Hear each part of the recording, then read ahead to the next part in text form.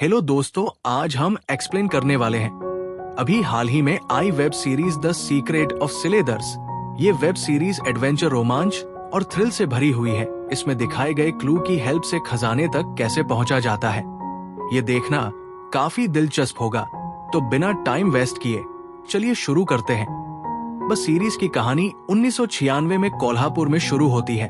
एक आदमी अपनी पत्नी और बेटे के साथ जा रहा होता है, तभी उसकी कार का एक्सीडेंट हो जाता है। कार नदी में गिर जाती है। इस हादसे में बच्चा तो बच जाता है, लेकिन उन दोनों पति पत्नी की मौत हो जाती है। अब सीन प्रेजेंट में रायगढ़ में दिखाया जाता है। रवि एक डॉक्टर है जो अपने छोटे भाई आदित्य के साथ रहता है। तभी सीन एक मंदिर में शिफ्ट होता है। दीक्षित एक जज है जो एक आदमी को बताते हैं, आज तक मैंने सारी जिम्मेदारी किसी और के लिए संभाली है। जो सिलेदार का असली वारिस है वो इसके आगे उसे संभालेगा। सीख पूछता है, क्या वो इसके लिए तैयार है? जज कहते हैं, हमारे पास टाइम नहीं है, उसे सब कुछ बताना ही होगा। और फिर वो जाते हुए प्रसक से कहते हैं, पानी में सूरज की इमेज को देखकर प्रार्थना करते हुए जाना प्रतीक। पानी में जाकर देखता है तो उसे एक चाबी मिलती है। अगले सीन में प्रभु नाम का गुण फोन करके कहता है, मुझे पता चला है जज बीमार है। रामचंद्रम मुंबई का एक गवर्नर है। वो कहता है, इतने सालों में पहली बार ये सिलेदार इतना कमजोर दिख रहा है। ये कोई ना कोई हरकत जरूर करेगा, तुम उस पर बस नजर बनाए रखना। अगले दिन जज दीक्षित अपनी बुक लॉन्च करने वाले होते हैं, तभी उन्हें हार्ट अटैक आ जाता है। जज को चेक करते टाइम रवि की नजर उनकी अंगूठी पर पड़ती है। तभी जज उससे कहते हैं, शौर्य पाने के लिए पहले अपने कर्तव्य को जानू। कुछ देर बाद जज की असिस्टेंट प्रियल, जो कि एक लॉयर भी है, रवि को जज की साइन की हुई बुक देती है। उसमें एक नोट लिखा होता है। जज साहब रवि को अकेले मिलने के लिए बुलाते हैं। इधर रामचंद्रन पंडित जी से कहता है, मैं विजयनगर साम्राज्य का वारिस हूँ। पूजा अर्चना कर कर मेरे पूर्वजों को बुलाकर पूछिए खजाना कहाँ छुपा रखा है। उसी रात रवि जज से मिलने जाता है। वही कोर्ट के बाहर वैन में बैठे दो लोग जज पर नजर रख रहे होते हैं और वह रवि को जाते हुए देख लेते हैं। फिर वो फोन करके प्रभु को बता देते हैं। प्रभु कहता है, वो डॉक्टर इतनी रात में जज को चेक करने नहीं आया होगा, कुछ तो गड़बड़ है। तुम लोग उन पर नजर बनाए रखो, मैं आता हूं। रवि जज से पूछता है, आपकी पल्स एकदम नॉर्मल चल रही थी, फिर आपने अटैक का झूठा ड्रामा क्यों किया? जज उसे बताते हैं, हमारा एक संगठन है सिलेदार का, जिसमें बहुत कम लोग बचे हैं। तुम भी उसका हिस्सा हो, बस किसी ने तुम्हें आज तक बताया नहीं है। अभी पूछता है, आप क्या कह रहे हो? मुझे कुछ समझ नहीं आ रहा है। और आपके पास ये अंगूठी कहां से आई? जज उन्हें फोटो दिखाते हुए कहते हैं, तुम्हारे पापा मेरे बहुत अच्छे दोस्त थे। तुमने ऐसी अंगूठी उन्हीं के पास देखी होगी। तुम्हारे पापा का एक्सीडेंट नहीं बल्कि एक प्लान मर्डर था, तुम बच गए। फिर तुम्हें एक फैमिली से अडॉप्ट करवाया था। तुम्हारे पापा सिलेदार के प्रमुख थे। पापा की जिम्मेदारी तुम्हें निभानी है सिलेदार का प्रमुख बनकर, जिसका एक ही कर्तव्य है, छत्रपति शिवाजी महाराज के खजाने की रक्षा करना। तभी वहां वो दोनों गुंडे आ जाते हैं और जज साहब को बताते हैं, हम इलेक्ट्रिशियन हैं, आपके यहाँ शॉर्ट सर्किट हुआ है, उसे ही चेक करने आए हैं। और जबरदस्ती चेक करने लगते हैं। इसे देखकर जज रवि को एक बुक देते हैं और उसे चले जाने के लिए कहते हैं। रवि के जाते ही वहां पर प्रभु आ जाता है और जज साहब को मार देता है। अगले दिन पुलिस रवि को जज के मर्डर के आरोप में पुलिस स्टेशन ले जाती है। कहता है, मैंने फोन नहीं किया, दो इलेक्ट्रिशियन आए थे, मेरे जाने के बाद भी वो दोनों वहीं पर थे। तभी वहां प्रियल आ जाती है। इंस्पेक्टर उसे बताता है, जज के चैम्बर में ये 8 बजे अंदर गया और 9 बजे बाहर आ गया। इसके पहले ना कोई अंदर गया और ना कोई बाहर आया। सीसीटीवी साफ बता रही है मर्डर इसी ने किया है। रवि इंस्पेक्टर को मैसेज दिखाते हुए कहता है, अगर आपके हिसाब से 9 बजे मैं जज का मर्डर करके उनके चेम्बर से बाहर आ गया, तो फिर उन्होंने 9 बजे मुझे ये मैसेज कैसे भेजा? इंस्पेक्टर कहता है, ये झूठा मैसेज तुमने ही भेजा होगा। तभी आदि उनसे कहता है, कल रात मेरा भाई मेरे साथ था। अगर आपको विश्वास ना हो तो जज साहब और मेरे भाई की लोकेशन चेक कर लीजिए, तो पता चल जाएगा कि 9:30 बजे तक जज साहब जिंदा थे। प्रियल इंस्पेक्टर से कहती है, आप सीसीटीवी रिकॉर्डिंग के भरोसे कैसे कह सकते हो कि मर्डर रवि ने किया है? ढंग का सबूत लाइए, फिर इसे अरेस्ट कीजिए। बाहर आकर प्रियल रवि से पूछती है, तुम हारे और जज साहब के बीच क्या बात हुई थी? रवि कहता है, उन्होंने मुझे बताया था मैं एक सिलेदार हूं। वो मुझे कुछ और बताना चाहते थे, लेकिन वो दोनों इलेक्ट्रिशियन वहां आ गए और जज साहब ने मुझे वहां से लदिया। फिर वो कहता है, जज साहब ने मुझे कितना अजीब मैसेज भेजा था। फिर वो लोग मैसेज को डिकोड करने में लग जाते हैं। और रवि कहता है, दीक्षित सर जो मुझे बताना चाहते थे वो उन्हीं के चेंबर में है। यहां से वो लोग जज साहब के चेंबर में पहुंच जाते हैं।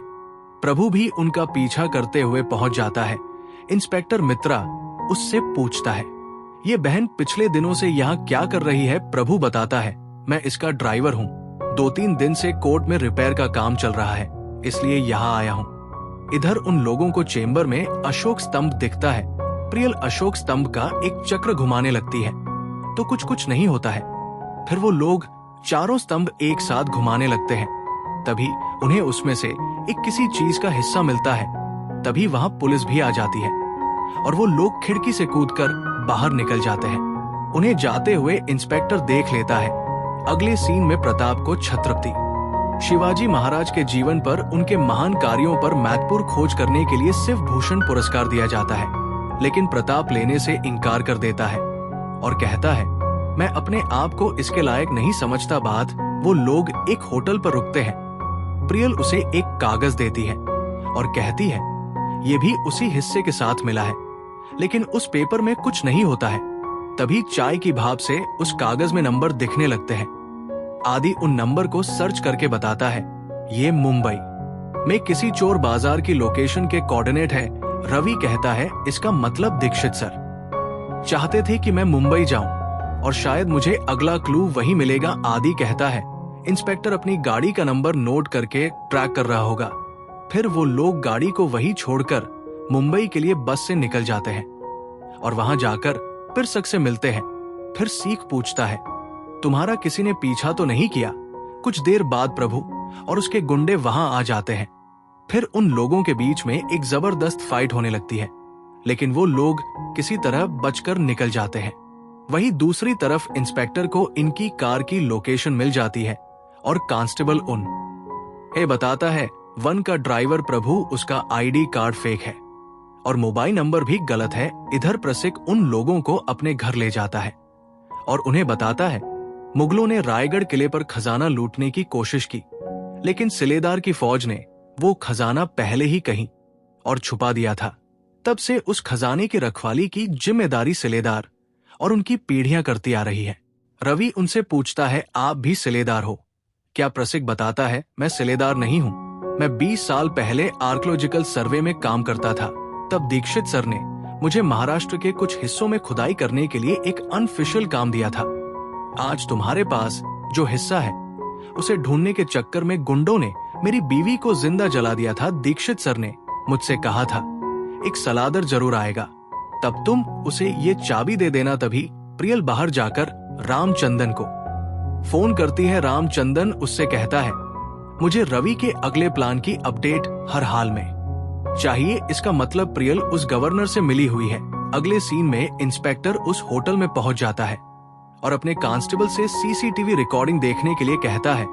इंस्पेक्टर को रवि की कार में एक जीपीएस ट्रैकर मिलता है। कांस्टेबल उन्हें बताता है, वो तीनों बस से मुंबई की तरफ गए हैं। इंस्पेक्टर उससे कहता है, हम लोग जिस पर नजर रख रहे हैं उस पर किसी और की भी नजर है। रब प्रसिक रवि को बताता है, खजाने की चाबी के 3 हिस्से हैं। एक हिस्सा तुम्हें दीक्षित सर के चेंबर में मिला था, दूसरा तुम्हारे पापा के पास था, शायद अब उनके हथियारों के पास होगा, और तीसरा पता नहीं। तभी रवि उनसे कहता है, उस रात दी सर ने मुझे एक किताब दी थी। वो लोग किताब को चेक करने लगते हैं। तभी उसमें से उन्हें एक मैप मिलता है। रवि बताता है, मेरे हिसाब से ये ब्रिटिश जमाने में बनाई गई अंडरकवर पाइपलाइन का मैप हो सकता है। ब्रिटिश के द्वारा बनाए गए 4 monuments, gateway of India Victoria, terminus general post office और राजभवन को ये पाइपलाइन जोड़ती है। आदि कहता है, काइंड एडवर्ड जब देश के प्रिंस थे तब वो इसी राजभवन में आकर रुके थे, पक्का इसी से कोई कनेक्शन होगा। रवि कहता है, कल राज भवन में फोक डांस का कल्चरल प्रोग्राम है, हम लोग इवेंट को अटेंड करने के वाने वहां जाएंगे। अगले दिन वो लोग राजभवन पहुंच जाते हैं। रवि आदि को बाहर बैठकर नजर रखने के लिए कहता है। फिर वो लोग अंदर जाकर ढूंढने लगते हैं। तभी रवि को एक फोटो में वही अंगूठी दिखाई देती है और वो उन लोगों को बताता है, ये डॉक्टर सर देशमुख की फोटो है। राज भवन में सिलेदार का कनेक्शन इन्हीं से है। फिर वो आदि को फोन करके डॉक्टर सर देशमुख के बारे में पता लगाने के लिए कहता है। आदि उन्हें बताता है डॉक्टर सर देशमुख ने अपने टाइम में लाइब्रेरी को रिनोवेट किया था। रवि और फिर सिख लाइब्रेरी में जाते हैं। प्रियल भी वही जाने वाली होती है। तभी गार्ड उसे जाते हुए देख लेता है और उसको रोककर पूछता है, आप यहाँ क्या कर रही हो? प्रियल बताती है, कल्चरल प्रोग्राम जहां चल रहा है वो हॉल मुझे मिल नहीं रहा है। गार्ड अपने साथ उस हॉल में ले जाता है। कुछ देर बाद प्रभु भी राजभवन आ जाता है। उसे देखकर आदि रवि को फोन लगाता है, लेकिन उससे बात नहीं हो पाती है। फिर उन लोगों को सिलेदार का निशान मिल जाता है। वो लोग एक साथ उन दोनों तलवारों को खींचते हैं। तभी उन्हें लाइब्रेरी के नीचे एक सुरंग दिखाई देती है। वहां पहुंचकर उन लोगों को एक कमरा मिलता है। वो लोग कमरे के अंदर जैसे ही जाते हैं, गेट वार से बंद हो जाता है। वो लोग बाहर निकलने का रास्ता ढूंढने लगते हैं। रवि पिसी को बताता है, यहाँ हर ईंट पर सिलेदार का निशान बना हुआ है, लेकिन एक ईंट पर सिर्फ तलवार दिखाई दे रही है। प्रसिक को सांस लेने में दिक्कत होती है और वो बैठ जाता है। तभी रवि को उनके पीछे ढाल का निशान दिखाई देता है। वो दोनों ईंट को एक साथ दबाते हैं। तभी गेट खुल जाता है और उन लोगों को एक बॉक्स मिलता है। उसे लेकर वो लोग जाने वाले होते हैं। तभी प्रभु वहां आ जाता है और प्रसिक से कहता है, ये बॉक्स मुझे दे दो वरना तुम्हारा भी वही हाल करूंगा जो तुम्हारी पत्नी का किया था। इतना सुनते ही प्रसिक उससे लड़ने लगता है और उसके पेट में लकड़ी घुसा कर मार देता है। कुछ देर बाद चंद्रन आ जाता है और कहता है, जिस खजाने को तुम लोग ढूंढ रहे हो वह मेरा है। इसके लिए ही मैंने जज को मारा था। जो तुम्हारे हाथ में है वो मुझे दे दो वरना मैं प्रियल को भी मार दूंगा। प्रसिक चंदन से लड़ने लगता है और रवि और प्रियल को वहां से जाने के लिए कहता है, लेकिन चंदन प्रसिक को मार देता है। उन लोगों के भाग जाने के बाद पुलिस वहां आ जाती है। गोली की आवाज सुनते ही मैं यहाँ आया था। कुछ लोगों ने मुझ पर अटैक किया तो मैंने उनसे बचने के लिए सेल्फ डिफेंस में उन लोगों पर गोली चला दी। 2 लोग यहाँ मरे पड़े हैं और 2 लोग यहाँ से भाग गए हैं। वो दोनों बाहर आकर आदि को फिर सिकने की खबर सुना देते हैं। इसके बाद प्रियल उन दोनों को एक बंद थिएटर में लेकर चली जाती है। रवि आदि को बॉक्स दिखाते हुए कहता है, इसमें मोड़ी लिपि में कुछ लिखा है जिसे पढ़ने में डॉक्टर प्रताप हमारी मदद कर सकते हैं, क्योंकि हम दोनों की मंजिल छत्रपति शिवाजी महाराज की तरफ जाती है। फिर प्रियल उन्हें बताती है, जब मैं ड्यूटी ज्वाइन करने वाली थी तब गवर्नर रामचंद्रन ने मुझे स्पेशल असाइनमेंट के लिए अपॉइंट्स की हर मूवमेंट की अपडेट उन्हें देनी थी दीक्षित सर और पिस के साथ। जो कुछ भी हुआ है उसके लिए मैं खुद को कभी माफ नहीं कर सकूंगी। रवि कहता है, मैं समझ सकता हूँ तुमने अब तक जो किया अनजाने में किया, लेकिन गवर्नर का असली चेहरा हमें मिलकर अब सबके सामने लाना ही होगा। अगले सीन में रामचंद्रन प्रेस कॉन्फ्रेंस बुलाकर कहता है, 3-4 लोग सिक्योरिटी तोड़कर राजभवन में कैसे घुस सकते हैं, इसकी इंक्वायरी होनी चाहिए। तभी वहां इंस्पेक्टर मित्र आ जाता है और दूसरे इंस्पेक्टर विश्वास को बताता है, मैं जज के मर्डर केस में फॉलो अप करने के लिए इधर आया हूं और मुझे लगता है हमारे केस कनेक्टेड है। अगले दिन रवि प्रताप से मिलने जाता है और उसकी असिस्टेंट को बताता है, मैं एक ब्लॉगर हूं और सर का इंटरव्यू लेने आया हूं। असिस्टेंट कहती है, आप लोग बिना अपॉइंटमेंट के सर से नहीं मिल सकते और उन्हें जाने के लिए कहती है, लेकिन वो लोग बहस करने लगते हैं। सोर्स सुनकर प्रताप बाहर आ जाता है। तभी रवि उन्हें बॉक्स दिखाते हुए कहता है, इस पर मोड़ी लिपि में कुछ लिखा है, एक खोलने में हमें आपकी हेल्प चाहिए। इसके अंदर बहुत इंपॉर्टेंट कोड है जो हमें किसी खजाने तक पहुंचा सकता है। प्रताप को उन पर भरोसा नहीं होता है और वो बाहर आकर पुलिस को फोन कर देता है। फिर रवि उसे खजाने की चाबी का हिस्सा दिखाता है और कहता है, अगर इसे देखकर आप कहेंगे कोई खजाना नहीं है तो मैं वापस चला जाऊंगा। प्रताप कहता है, अगर ये वही चाबी है जो मैं सोच रहा हूं तो फिर ये विजयनगर साम्राज्य के खजाने की चाबी है। फिर वो बॉक्स के ऊपर लिखी लाइन को पढ़कर बताता है ये छत्रपति शिवाजी महाराज की जन्म तिथि है।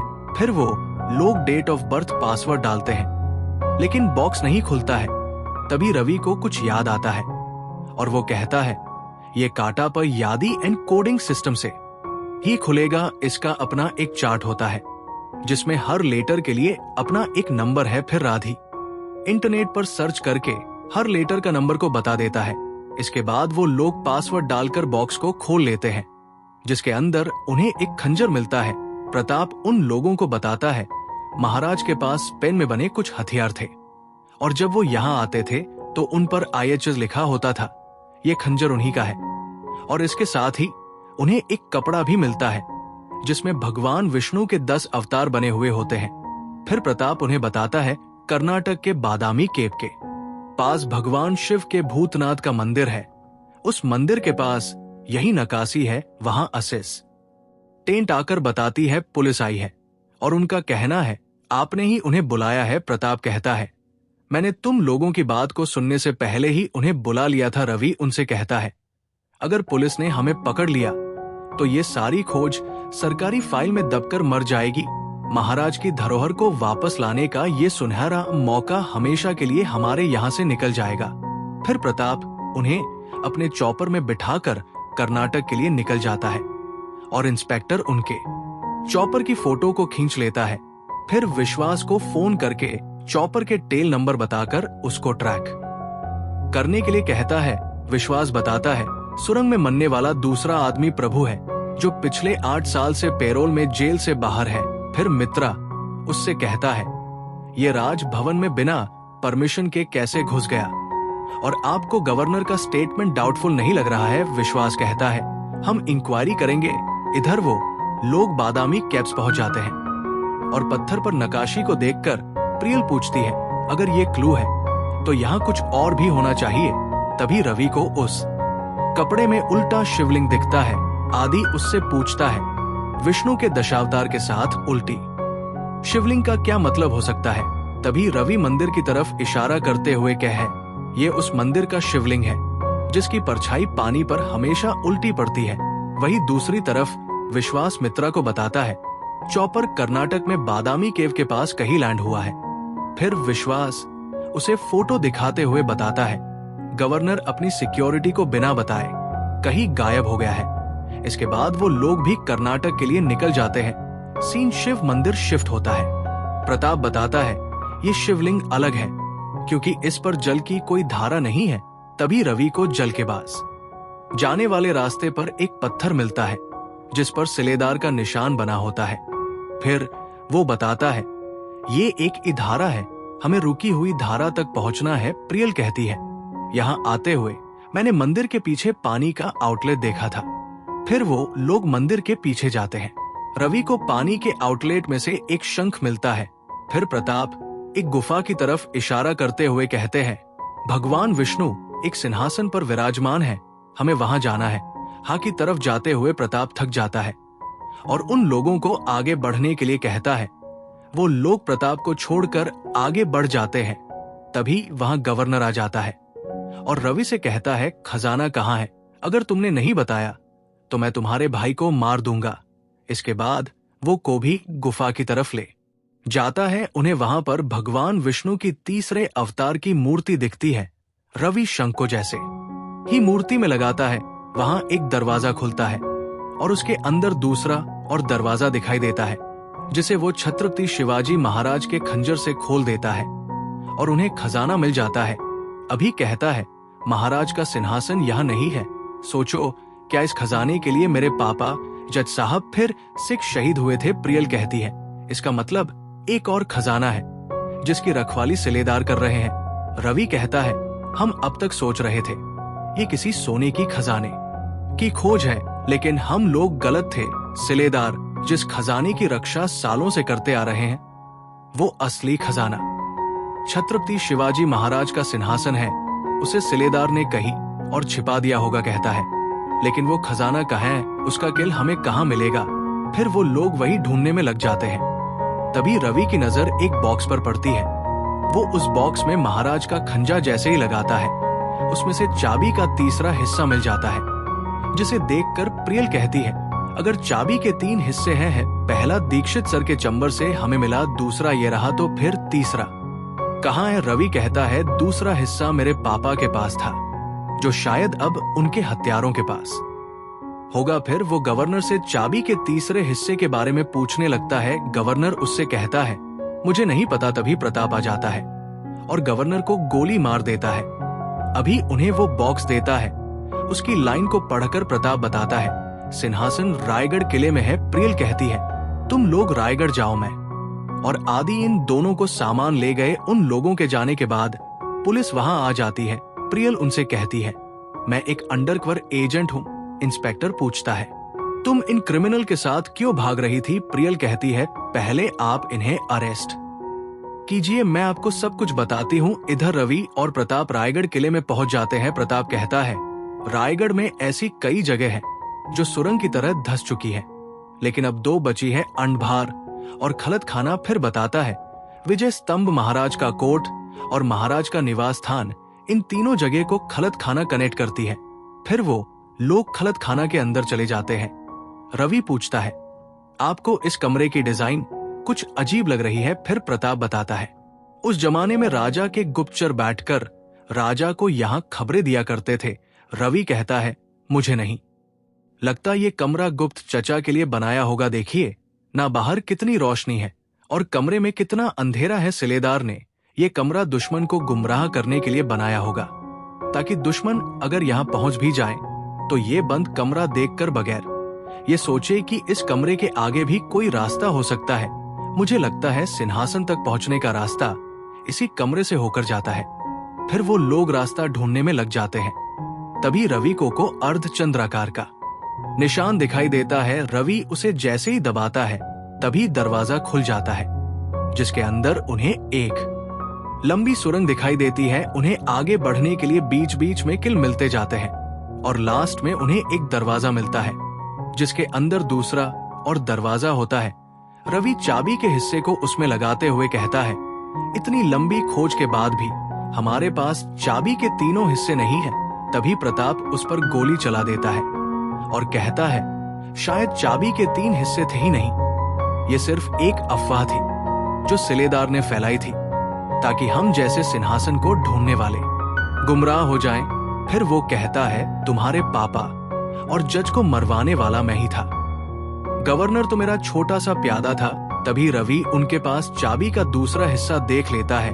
रवि पूछता है, पर ये सब किस लिए कर रहे हो? प्रताप उसे बताता है, शिवाजी से पहले मेरे वंशज यहाँ राज किया करते थे, लेकिन शिवाजी ने मेरे वंशजों को बड़ी बेरमी से मार डाला था। इसके बाद प्रताप चाबी का दूसरा हिस्सा उस दरवाजे में लगा देता है। दरवाजा तो नहीं खुलता है, लेकिन वहां पानी भरने लगता है। फिर उन दोनों में फाइट होने लगती है। उसके बाद रवि उससे कहता है, चाबी के 3 हिस्से हैं। मुझे शुरू से ही तुम्हारी कुछ बातें खटक रही थी। जब मैं तुम्हारे घर आया था, तब तुमने मुझे सिलेदार कहा था। हम एक दूसरे से पहले कभी नहीं मिले थे। फिर तुम्हें कैसे पता चला कि मैं एक सिलेदार हूं? तुम्हारा सच जानने के लिए ही मैंने तुम्हें सब कुछ बताया था, बस ये नहीं बताया चाबी का तीसरा हिस्सा मेरे पास है। इसके बाद वो तीसरे हिस्से को भी दरवाजे में लगा देता है। तभी पानी आना बंद हो जाता है और एक बड़ा सा पत्थर प्रताप के ऊपर आकर गिर जाता है, जिससे उसकी मौत हो जाती है। इसके बाद रवि उस दरवाजे को खोल देता है। फिर उसे वहां छत्रपति शिवाजी महाराज का सिंहासन चमकता हुआ दिखाई देता है और ये वेब सीरीज यही खत्म हो जाती है। आपको ये वेब सीरीज कैसी लगी कमेंट बॉक्स में जरूर बताएं। तब तक के लिए वीडियो को लाइक करें और आने वाली नई नई वेब सीरीज और मूवीज को देखने के लिए हमारे चैनल को सब्सक्राइब करना बिल्कुल ना भूलें।